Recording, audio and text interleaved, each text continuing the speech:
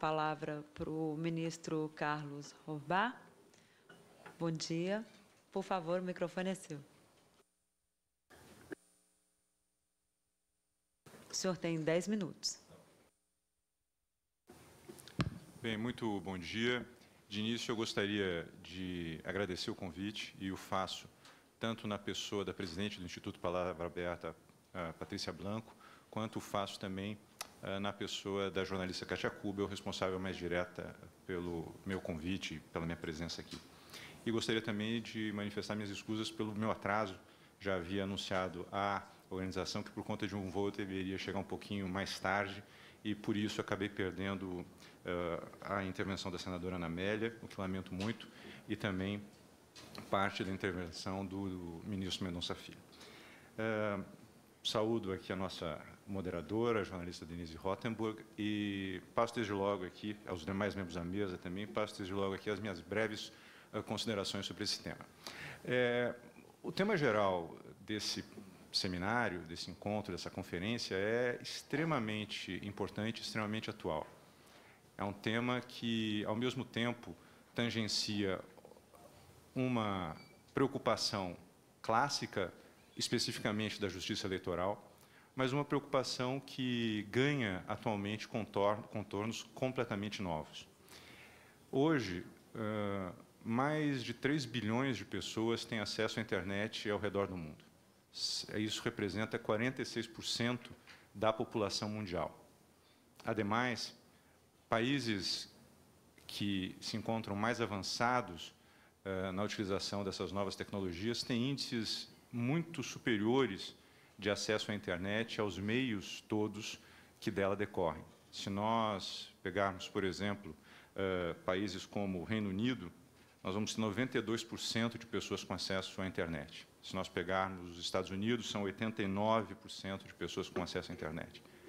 A Noruega tem 98% de pessoas com acesso à internet. O Brasil ocupa a 4ª posição em números absolutos de pessoas com acesso à internet, o que representa, basicamente, quase 66,5% da população. Ou seja, trata-se de um ambiente altamente impactante nas nossas relações, não só nas relações políticas, mas na nossa vida cotidiana. Hoje em dia, as pessoas compram pela internet, as pessoas se informam pela internet, as pessoas acabam se relacionando sentimentalmente pela internet, e toda essa realidade nova, toda essa realidade moderna, acaba demandando do direito uma resposta. Ao mesmo tempo em que eu tenho alguém que compra pela internet, eu vou ter uma pergunta relacionada à tributação dessa venda e dessa compra.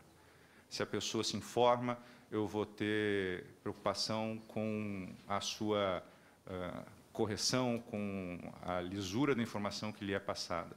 Se a pessoa namora com a internet, nós temos até uma decisão do Tribunal de Justiça do Distrito Federal falando de adultério virtual. Ou seja, as questões acabam sempre descambando para o mundo do direito e demandando do Poder Judiciário algum tipo de resposta, algum tipo de solução. Até mesmo porque no Brasil vigora, e aqui eu já vou entrar no mundo jurídico, querendo ficar longe dele, mas no Brasil vigora uma regra, que é a regra do chamado a proibição do non liquid. O Judiciário não pode dizer que não vai julgar porque não tem regra. A gente tem que achar alguma regra para aplicar ao caso concreto. Então, atualmente, essa alteração de hábitos, que é decorrente do impacto crescente da internet, que se vê em tantas áreas da nossa vida, acaba chegando às portas da justiça eleitoral também. Exatamente porque, se eu compro pela internet, se eu me relaciono pela internet, se eu me informo pela internet, se eu me comunico por meios eletrônicos, é óbvio que vai haver proselitismo político por meios eletrônicos. Eu vou fazer propaganda por meio eletrônico, eu vou fazer a divulgação das minhas ideias por meio eletrônico. Então, esse problema acaba chegando no nosso quintal, por assim dizer, e acaba demandando respostas e acaba gerando preocupações na justiça eleitoral. No fundo, a discussão moderna que hoje se tem em torno das fake news é uma discussão que há muito povoa o ambiente eleitoral e o ambiente da mídia em geral. O mundo das eleições e o das campanhas eleitorais, ela é muito permeada por notícias que não são verdadeiras, notícias falsas, ou notícias minimamente, de algum modo, falseadas para induzir o eleitor a essa ou aquela decisão, a essa ou aquela adesão a um projeto político, a um candidato. O que muda, e isso é algo que chega a ser lugar comum, o que muda é a rapidez frenética com que essas notícias elas são difundidas atualmente e o modo como elas chegam até o eleitor, causando um impacto que é extremamente superior àquele que se verificava em tempos anteriores. Há um exemplo que sempre é mencionado no âmbito da justiça eleitoral, quando se fala de fake news, de uma eleição para prefeito numa capital do Nordeste, em que um candidato contratou uma trupe de atores de uma cidade vizinha, de uma capital vizinha, para percorrer os ônibus da cidade, falando, enfim, os maiores absurdos de um determinado candidato. E esses boatos que essa trupe, enfim, difundiu, acabaram, de algum modo, influindo nas decisões dos eleitores e impactando o resultado final da eleição. Agora, o que era feito de ponto em ponto de ônibus, lá nessa capital nordestina, hoje é feito por um simples clique num grupo de WhatsApp, e não é mais uma pessoa que eu conheço no ônibus e ouço a sua conversa no ônibus. É, muitas vezes, um familiar que replica aquela conversa, replica aquela notícia, dando a ela um nível de confiabilidade que antes não se tinha. Então, essa realidade é a realidade que hoje desafia a justiça eleitoral e desafia a todos nós que somos preocupados com a lisura das informações e com a transparência das informações. O Tribunal Superior Eleitoral, ele, desde há muito tempo, se preocupa com a educação do eleitor. Nós temos programas voltados à educação do eleitor já há mais de 20 anos. Em 2004, se inicia um programa chamado Eleitor do Futuro, que busca exatamente formar os jovens e as crianças para a democracia. E, atualmente, nós temos um projeto bastante mais ampliado, iniciado em fevereiro desse ano, na gestão do ministro Luiz Fux, exatamente voltado para a formação, inclusive midiática, inclusive digital, dos futuros eleitores. Exatamente porque cada vez mais se percebe que, ainda que nós tenhamos recursos muito importantes e muito eficazes de combate a informações inverídicas nos processos eleitorais, a barreira primeira que se tem em relação a esse tipo de ameaça é exatamente o receptor da mensagem. É aquele que, dotado de um senso crítico, dotado de uma percepção mais aguçada, vai saber filtrar, vai saber diferenciar o joio do trigo e, portanto, vai ponderar qual o nível de atenção e qual o nível de, enfim, relevância que aquela notícia que lhe chega deve merecer. Hoje, a legislação eleitoral ela já tem algumas regras que podem muito bem ser utilizadas no combate a essa nova caracterização, a essa nova realidade que se nos apresenta. Nós temos, por incrível que pareça, já no Código de 1965, um tipo penal que pode muito bem ser utilizado para combater, em última instância, esse tipo de prática, que é exatamente o crime de introduzir no debate eleitoral, na propaganda eleitoral, notícia sabidamente falsa. E aí se enquadra uma série de práticas que nós, genericamente, hoje taxamos de fake news.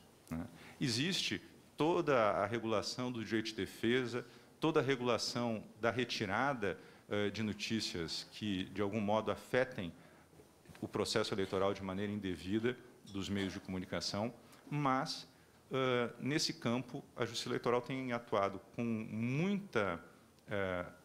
muito cuidado e muita parcimônia, exatamente porque nós vivemos a tensão constante entre a tutela das eleições e da lisura das eleições e o direito fundamental da liberdade de expressão, exatamente para evitar que qualquer atividade desenvolvida pelos juízes eleitorais seja, de algum modo, associada a qualquer tipo de censura. Esses instrumentos, eles têm se mostrado eficazes. As eleições que foram anteriormente realizadas, em que vários provedores de internet, vários provedores de serviço foram notificados para retirar propagandas falsas, com notas falsas ou com fatos falsos do ar, foram cumpridas. Existe a imposição de multas, que são multas bastante severas e que geram uma resposta efetiva por parte dos atores desse processo, mas, obviamente, sempre há uma zona em que não se tem a plena eficácia, como ocorreu e como ocorre em caso de provedores localizados fora do país, em que a nossa jurisdição, muitas vezes, não tem condições de alcançar. Nesses casos, fica mais importante, mais evidente ainda, a preocupação que é expressa nessa conferência.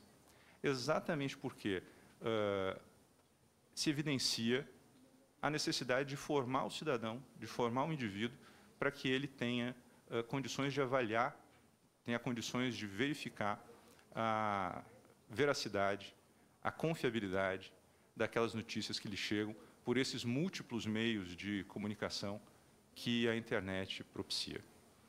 Desse modo, a Justiça Eleitoral tem tentado fechar por todos os níveis e por todos os âmbitos esse problema, seja por meio dos processos que já existem e que são aplicados e que têm sido aplicados nas eleições passadas e já nessas eleições. Já está aberto, inclusive, um procedimento prévio às eleições para investigar essas questões todas de fake news. O Tribunal Superior Eleitoral formou um comitê especialmente dedicado a esse tema, comitê esse que reúne não só membros do Poder Judiciário, mas também do Ministério Público, dos órgãos de inteligência, da Polícia Federal, enfim, de diferentes atores e de pessoas ligadas à comunidade da internet, mais especificamente. O Tribunal Superior Eleitoral tem desenvolvido esses programas de educação do eleitor, e esses programas têm sido levados a cabo pela Escola Judiciária Eleitoral e pelas escolas judiciárias eleitorais dos tribunais regionais eleitorais, sob a coordenação do ministro Tarcísio Vieira de Carvalho Neto, de modo que essa preocupação, e isso eu quero registrar, uma preocupação que se faz presente hoje no tribunal, é uma preocupação que o tribunal, enfim, busca satisfazer da forma mais correta possível, da mais eficaz possível, mas que não prescinde, de modo algum, de iniciativas como essa e de conscientização da população como um todo para esse problema, que é um problema real, é um problema de fato, com um potencial grande de afetar o processo eleitoral. Muito obrigado. Ministro, muito obrigada, e obrigado também por ter encerrado, porque nós